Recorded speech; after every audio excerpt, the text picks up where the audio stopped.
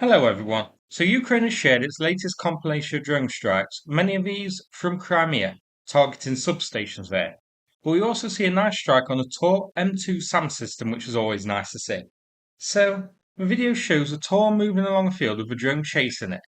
The drone hits the Tor on the rear, near the radar.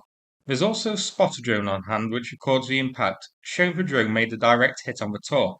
You can see that this is a small drone, so not an FP1 or FP2.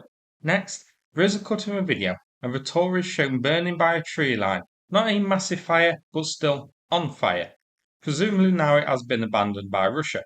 I wouldn't class this as destroyed as such, but certainly badly damaged. So, a good strike here. Russia had around 130 Tors in service at the start of the war, but more have been built since. They've lost around 70 according to Oryx and War Spotting, but the true number is likely pushing 90 or more, as not every loss is documented or added to Oryx and War Spotting.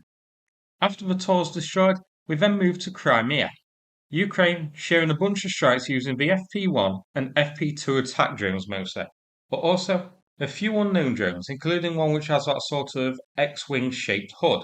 I'm not sure what type that is, but it may be Ukraine's Shahed variant that they've started using. At least 10 power substations were hit overall in Crimea. Magyar says in total 48 targets were hit overall. So this video shows just a small section of Ukraine's strikes in Crimea that took place the other day.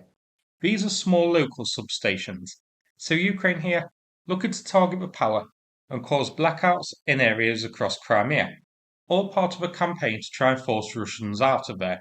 Some of the strikes on substations may also have the effect of impeding Russian logistics, because some may be located near railroad lines and provide power for the work going on with them. So, a nice little compilation of strikes here. President Zelensky announced a few days ago a 40-day concentrated effort to force Russia to a negotiating table with a number of high impact strikes. Since that was announced, we've seen hits on factories, oil refineries, oil depots, Saki Air Base, and more. I'm not sure if every strike is classed as part of that campaign or just the main and most notable ones, but still, these have been happening in the same time period, so I guess it can be classed as part of that 40-day operation. On screen is a map showing the substations hitting Crimea last night.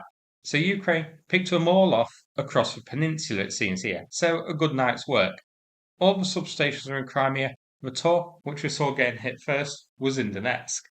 So that's it for this video. Hope you found it interesting. If so, please click like and subscribe. I'd appreciate it.